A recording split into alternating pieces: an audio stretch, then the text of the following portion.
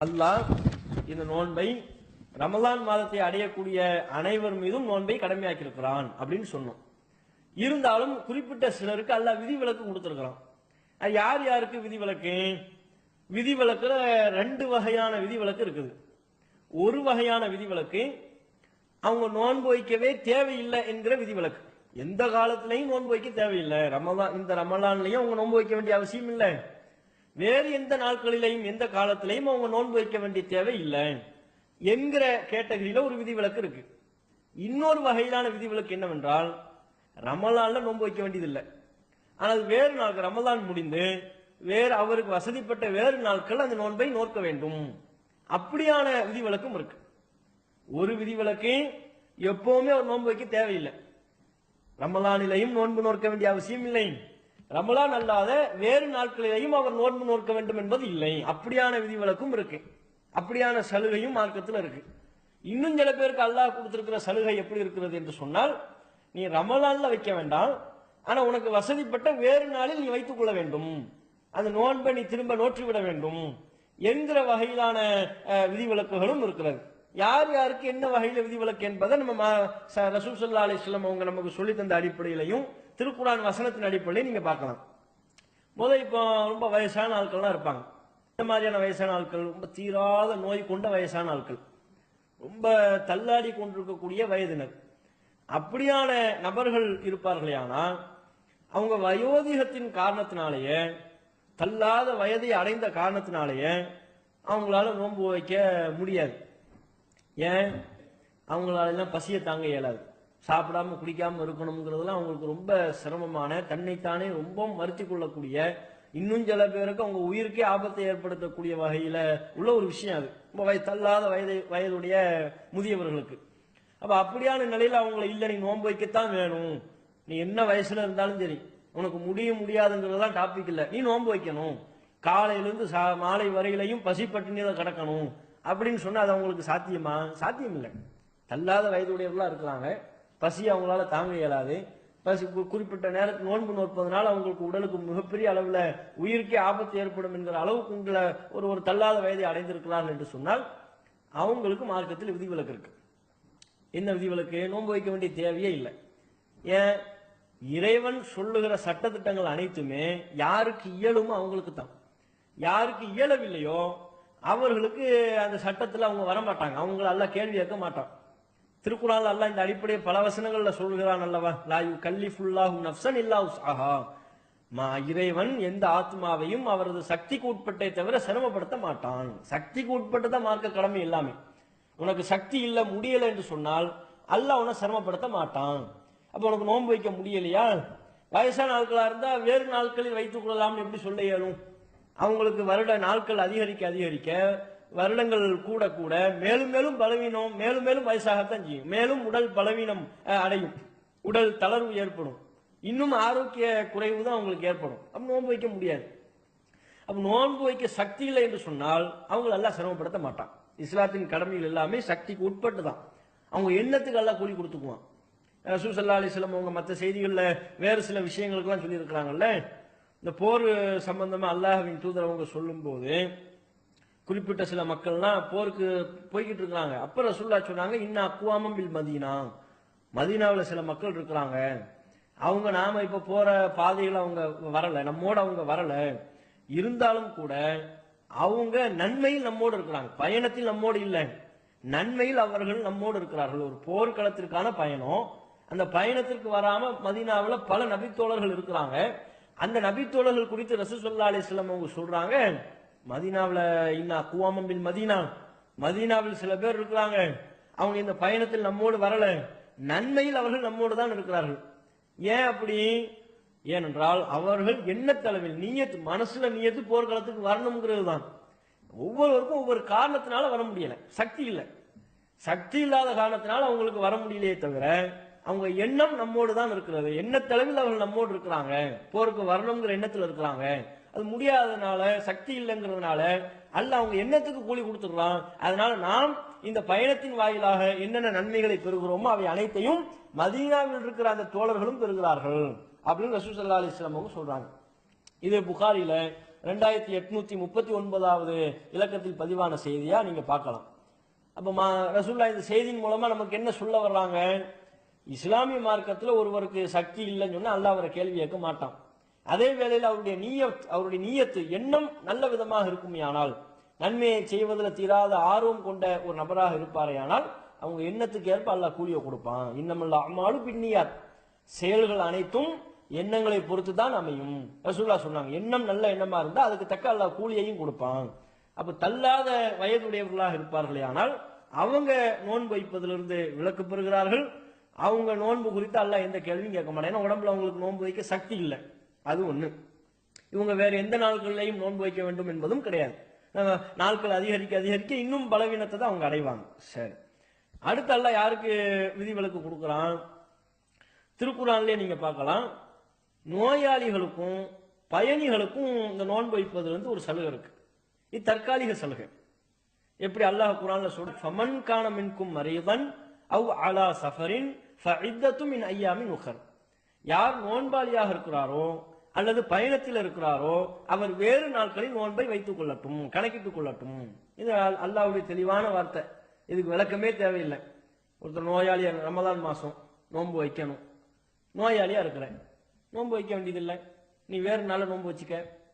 ரமலான் மாசம் எல்லாரும் நோன்பு வைக்கணும். நீ பயணத்தில் இருக்கிறாய், பயணம்ங்கிறது ஒரு சிரமம் தான். அப்ப அந்த சிரமமான ஒரு பயணத்தில் நீ இருக்கின்ற பொழுது, பயணம் என்பதையும் மார்க்கம் சிரமமா தான் பார்க்குது. இப்போ பயணத்தில் இருக்கின்ற பொழுது நீ வேறு நாட்களில் நோன்பு வைத்துக் கொள்ளலாம், அந்த சலுகை உனக்கு இருக்குது. நோயாளிக்கும் பயணத்தில் இருப்பவருக்கும் ரமலான் மாதத்தில் நோக்க வேண்டிய நோன்பிலிருந்து அந்த நாள்ல நீங்க நோன்பு வைக்காம வேறு நாட்களில் நோன்பு வைத்துக் கொள்ளலாம் என்கிற ஒரு சலுகை அவங்களுக்கு குறிப்பிடப்பட்டிருக்கிறது. இறைவனால் இந்த சலுகை வழங்கப்பட்டிருக்கிறது. இதை நீங்க குர்ஆன்ல பார்க்கலாம். நோயாளியில கூட நம்ம முதல்ல சொன்னது வரும். தீராத நோய் உடையவர்களா இருக்கிறாங்க, சுகர் பேஷண்டா இருக்கிறாங்க, அவங்களுக்கு நோன்பு வைக்க பசி தாங்க இயலாத அதே வாதம் தான். பசி தாங்க முடியாது, எப்படி ரொம்ப வயசானவங்களுக்கு பசி தாங்க முடியாது, நோன்பு வைக்க சக்தி இல்லைங்கிற வாதம் வருமோ, அது அவங்க நோயினுடைய தன்மையை பொறுத்து அதே காரணம் வரும்.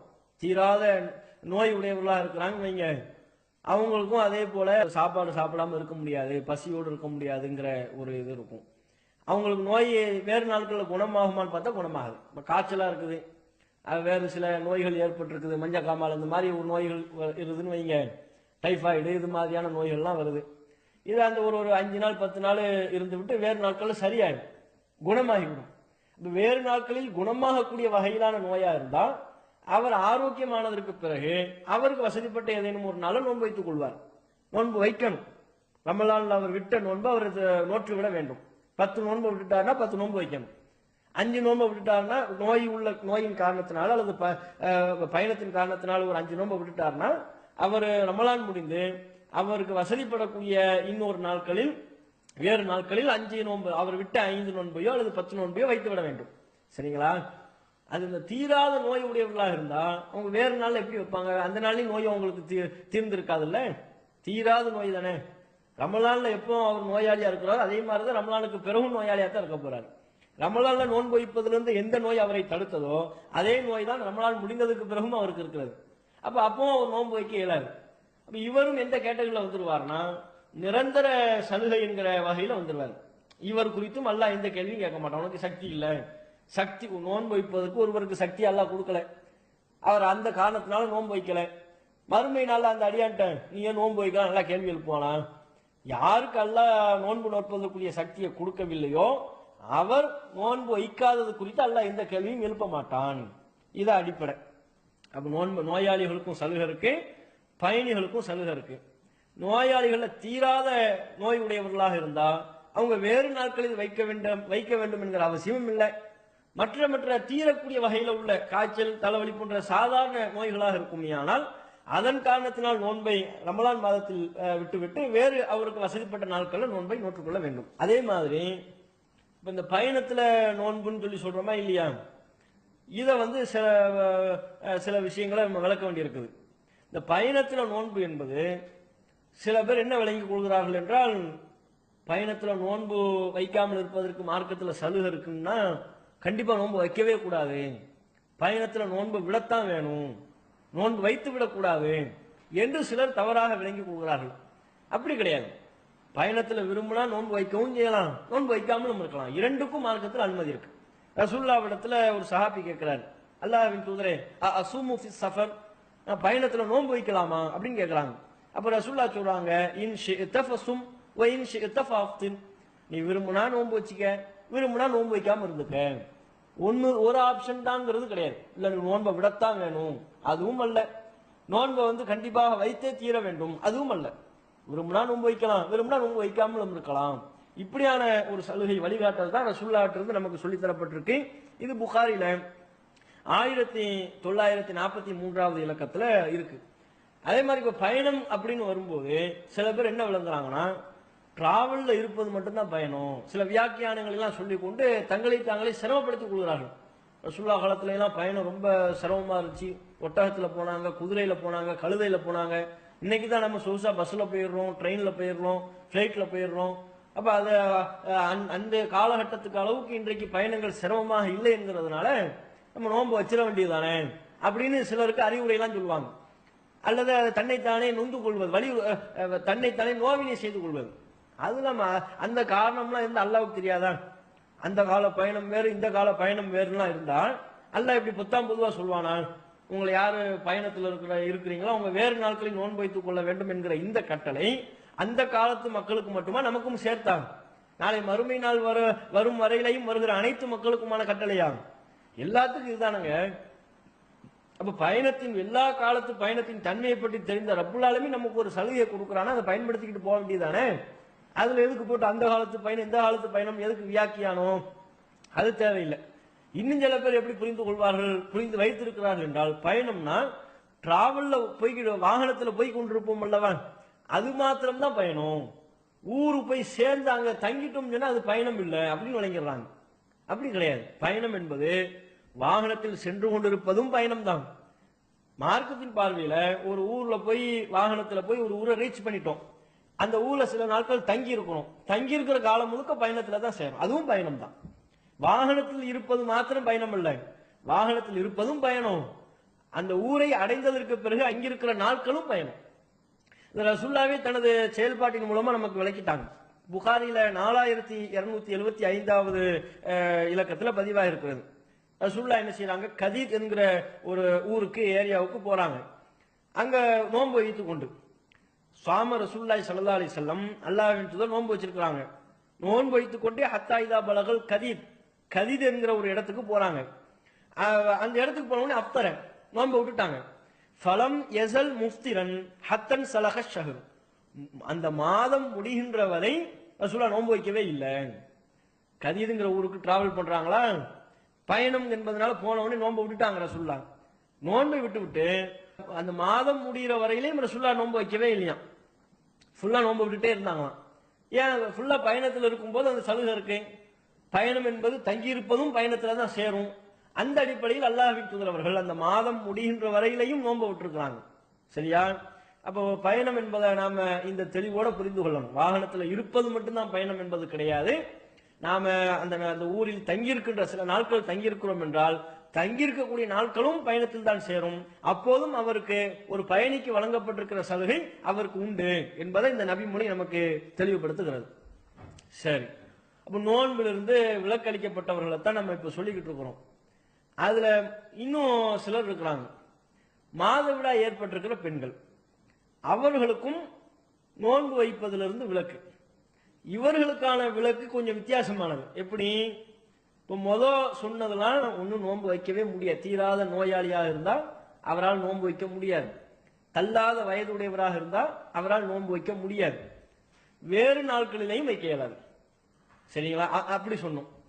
பயணியும் மற்ற தீரக்கூடிய நோய் உள்ளவராகவும் இருந்தால் அந்த நாள் ரமலான் மாதத்தில் நோன்பு வைக்கவும் செய்யலாம், வைக்காமலும் இருக்கலாம். அவருக்கு சலுகை இருக்கு. நோன்பு வைக்காமல் இருப்பாரேயானால் அவர் வேறு நாட்களில் வைத்துக் கொள்ள வேண்டும் அப்படின்னு சொன்னோமா. இப்ப மாதவிடாய் பெண்களுக்கு ஏற்பட்டிருக்கிற சலுகை என்பது எப்படியான ஒரு சலுகை சொன்னா, ரமலான்ல நோன்பு வைக்க கூடாது. மாதவிடாய் பெண்கள் நோன்பு வைப்பதற்கு சலுகை அப்படின்னு சொன்னா, அப்போ ரமலான்ல அவங்க வைக்கவும் செய்யலாம், வைக்காமலும் இருக்கலாம்.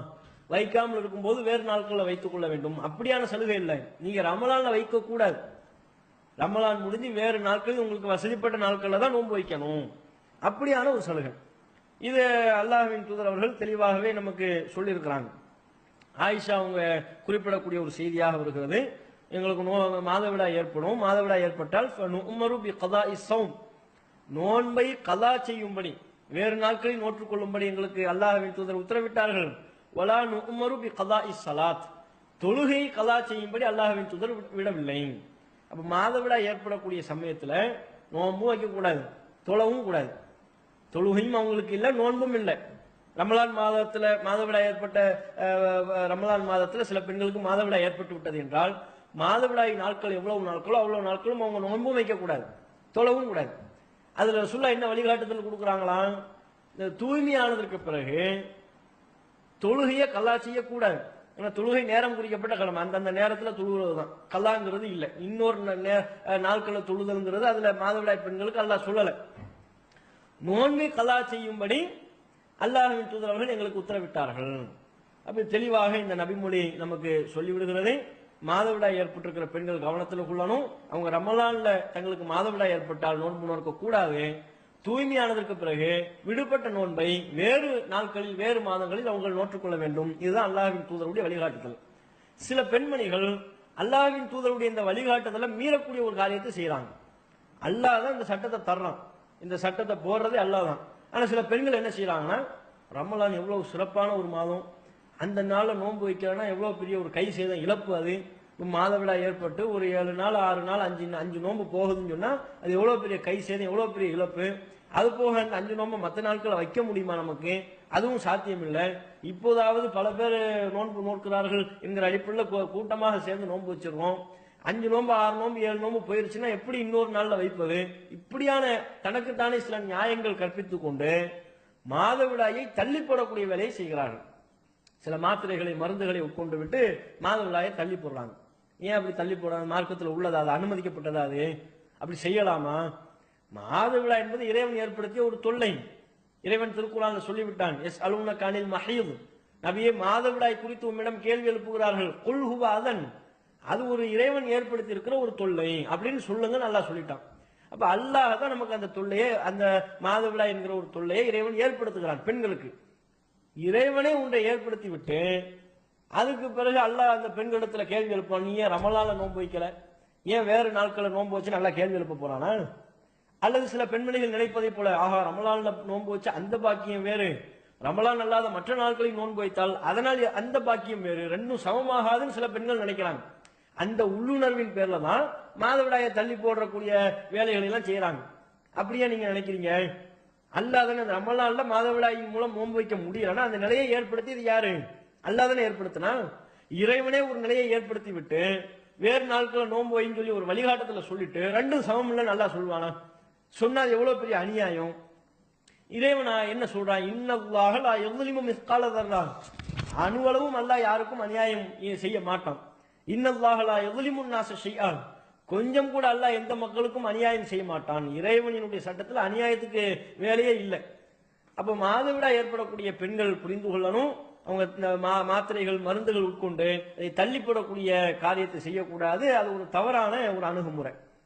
இது ஒரு விஷயம்.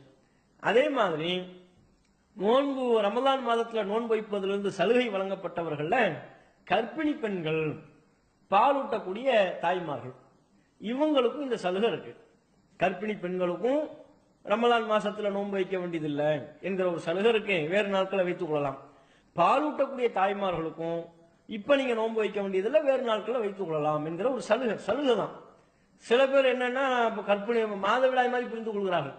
மாதவிடாய் பெண்களை பொறுத்தவரை ரமலான்ல அவங்க வைக்க கூடாது, வைக்க முடியாது, வேறு நாட்கள்ல தான் அவங்க வைக்கணும். அதே போலவே இந்த கர்ப்பிணி பெண்கள் பாலூட்டக்கூடிய தாய்மார்கள் விஷயத்திலையும் புரிஞ்சுக்கலாம். கர்ப்பிணி பெண்கள் நோன்பு வைக்கவே கூடாது, ரமலான்ல வைக்க கூடாது, மாதவிடாய் பெண்களுக்கு சொல்லப்பட்டிருக்கிற சட்டத்தை போலவே புரிந்து கொள்கிறார்கள். அப்படி அல்ல. கர்ப்பிணி பெண்களுக்கும் பாலூட்டக்கூடிய தாய்மார்களுக்கும் இறைவன் வழங்கியிருக்கிற சலுகை ஒரு பயணிக்கு வழங்கப்பட்ட சலுகையை போல ரசூலுல்லாஹ் அதோட சேர்த்து தான் சொல்றாங்க. இன்னல்லாஹ அஸ்ஸ வ ஜல்ல வதஅ அனில் முஸாஃபிரி ஷத்ர ஸலாம், இறைவன் பயணிக்கு தொழுகையில சலுகையை கொடுக்கிறான், வஸ்ஸியாம் நோன்புலையும் சலுகையை கொடுக்கிறான்.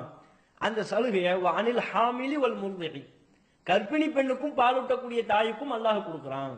ரசூல்லா யாரை பத்தி சொல்வதாக ரசூல்லா சொல்றாங்க? பயணிக்கு தொழுகையிலையும் அல்லாஹ் சலுகை கொடுக்குறான், பயணத்தில் இருப்பவருக்கு நோன்பு நோற்பதிலையும் அல்லாஹ் சலுகையை கொடுக்குறான். அதே மாதிரி தான் கர்ப்பிணி பெண்ணுக்கும் கொடுக்குறான், பாலூட்டக்கூடிய தாய்க்கும் கொடுக்குறான். இப்ப பயணியோடு சேர்த்து சொல்லப்பட்டதிலிருந்தே இவர்களுக்கு வழங்கப்படக்கூடிய சலுகை பயணிக்கு வழங்கப்பட்ட சலுகை போலத்தான் கர்ப்பிணி பெண்ணுக்கும் பாலூட்டக்கூடிய தாய்க்கும் வழங்கப்பட்டிருக்கிற சலுகை பயணியோடு தொடர்ச்சியாக சொல்லப்படுவதிலிருந்தே இது பயணிக்கு வழங்கப்பட்ட சலுகை போன்றுன்னு சொல்லி வழங்கலாம். ஒரு பயணிக்கு எப்படியான சலுகை? நோன்பு வைக்க கூடாது, வேறு நாள்ல தான் வைக்கணும், அப்படியான சலுகையா? ரசூலுல்லாஹ் தெளிவா சொல்லிட்டாங்கல்ல, நீ விரும்பினா நோன்பு வை, விரும்பினா நோன்பை விட்டுக்க. அப்ப விரும்பினா வைக்கவும் செய்யலாம், அது மாதிரியான சலுகை. அதே போன்ற சலுகை தான் கர்ப்பிணி பெண்களுக்கும் பாலூட்டக்கூடிய தாய்மார்களுக்கும் வழங்கப்படுகிறது. விரும்பினா அவங்க வசதிப்பட்டா, தங்களுக்கு உடம்புக்கு பாதிப்பு இல்லை, குழந்தைக்கு பாதிப்பு இல்லைன்னு அவங்க ஃபீல் பண்ணாங்கன்னா நோன்பு வைக்கவும் செய்யலாம். பாதிப்பு என்று அவர்கள் பயப்படுவார்களே ஆனால் நோன்பு வைக்காம வேறு நாட்களை நோன்பு வைத்துக் கொள்ளலாம். இப்படியான ஒரு விஷயம் இருக்கிறது. இன்னும் சில பேர் எப்படி புரிந்து கொள்கிறார்கள் என்றால், கர்ப்பிணி பெண்களுக்கும் பாலூட்டக்கூடிய தாய்மார்களுக்கும் வழங்கப்பட்டிருக்கிற சலுகையை உள்டாவா புரிஞ்சுக்கிறாங்க. சலுகைனா அறவே சலுகை. இந்த தீராத நோயாளிகள் சொன்னோம்ல, தள்ளாத வயதுடையவர்கள், நோன்பு வைப்பதற்கே உடல் ரீதியா சக்தி இல்லாத வயதுடையவர்கள் சொன்னோம்ல, அவங்கள மாதிரி ஒரு சலுகைன்னு விளைக்கிறாங்க. ஏன்னா ஏன் அப்படி விளங்கி கொடுக்குறாங்க என்றால் அந்த காலத்தை பார்க்குறாங்க. கர்ப்ப காலம்னா எத்தனை காலம், எவ்வளோ 10 மாசம், 8 மாசம், 9 மாசம், 10 மாசம் ஆகுது. அதை ஒட்டி இப்போ குழந்தைக்கு பாலூட்டுற காலம் என்ன? இந்த கர்ப்ப காலத்துக்கும் பாலூட்டுற காலத்துக்கும் பல வருஷம் இடைவெளியா வரும். கர்ப்பமா இருப்பாங்க, அது ஒரு 10 மாசம். குழந்தையை பெற்றெடுக்கிறாங்களா, குழந்தையை பெற்றெடுத்ததுலேருந்து பாலூட்டுற காலம் துவங்குது. அதன் தொடர்ச்சியில, கர்ப்பத்தினுடைய தொடர்ச்சியிலேயே அது ஒரு 2 வருஷம். அப்ப ஏறத்தாழ சுமார் ஒரு 3 வருட காலம். 3 வருஷம்னா 3 வருடத்தில் வருகிற ரமலான் நோன்பு அவங்க நோக்க இயலாது, நோன்பு வைப்பதற்கு முடியாது. இப்ப இப்படிதான் வருது. இப்ப அதை எப்படி வேறு நாள்ல வைக்க இயலும்? அது சாத்தியமே இல்லை. ஏறத்தாழ 30 கணக்கு பண்ணா 90, அதுல ஒரு 29 அப்படிங்கிற எண்ணிக்கையில முடியுமே, ஆனால் 1-2 நோன்பு குறையும். அப்போ இப்படியான நோன்புகள் அவங்க அவங்களுக்கு போகுது, அது வேறு நாள்ல வைப்பது அவங்களுக்கு எப்படி சாத்தியப்படும்? அதனால அவங்களுக்கு வழங்கப்பட்டிருக்கிற சலுகை டோட்டல் சலுகை, வைக்கவே தேவையில்லை அப்படின்னு விளைக்கிறாங்க. அதுவும் தவறு என்பதை நபிமொழியே சொல்லுது. ஏன்? நம்ம முன்பு சொன்னதுதான், பயணிக்கு வழங்கப்பட்டிருக்கிற சலுகையை போன்றுதான் கர்ப்பிணி பெண்ணுக்கும் பாலூட்டக்கூடிய தாய்க்கும் சலுகை வழங்கப்படுது. ரசூலுல்லாஹ் அதை விளக்கிட்டாங்க, அதன் தொடர்ச்சியில சொல்லி அதை நமக்கு அந்த சட்டத்தை புரிய வைத்து விட்டார்கள். பயணிக்கு வழங்கப்பட்டிருக்கிற சலுகை நீ நோன்பே வைக்க தேவையில்லைங்கிற சலுகையா? வேறொரு நாள்ல வையுங்கிற சலுகை தானே. அதே சலுகை தான் கர்ப்பிணி பெண்ணுக்கும், அதே சலுகை தான் பாலூட்டக்கூடிய தாய்க்கும். அப்ப வேறு நாள் அவங்க எப்படி வைப்பாங்க? 3 வருடம்ல தொடர்ச்சியா போகுது. 3 வருடத்துல 3 மாதத்தினுடைய நோன்பு அவங்களுக்கு போனாலும் அதற்கு பிறகு அவங்களுக்கு எவ்வளவு காலம், அவங்க மௌத்தா போற வரையில் அவங்களுக்கு காலம் இருக்கு. மௌத்தா ஏன்னா விடுபட்ட நோன்பினுடைய காலக்கெடு தொடர்பாக நம்ம அடுத்து சொல்லுவோம், அதுலயும் இருக்குது. மௌத்தா போற வரையிலையும் அவங்களுக்கு காலம் இருக்குன்னு சொன்னா அவங்க சக்திக்கு உட்பட்டு வசதிப்பட்ட நாட்களில் நோன்பு வைக்கலாமே இல்லையா? மாசத்துக்கு 2-3ங்கிற அளவுக்கு நோன்பு வைத்துக் கொண்டு செல்வார்களே, ஆனால் நோன்பு வைத்து விடலாமா இல்லையா? அல்லது ரமலான் முடிஞ்சு வேறு அவங்க இந்த கர்ப்பத்தில் இல்லாம அல்லது பாலூட்டக்கூடிய நிலை இல்லாத ஏனைய நாட்கள்ல ஒரு 5-6 நோன்புகள் என்று, மாதத்திற்கு 5-6 நோன்புகள் என்று அவங்க நோட்டு சென்று விட்டாலே அவங்க எவ்வளவு நோன்பை தவற விட்டார்களோ அவ்வளவு நோன்பு நோற்றுக்கொள்ள இயலும். அதுக்குள்ள அவங்க சக்திக்கே இல்லைன்னு சொன்னா அல்ல அதை கேள்வி கேட்க போறதில்லை.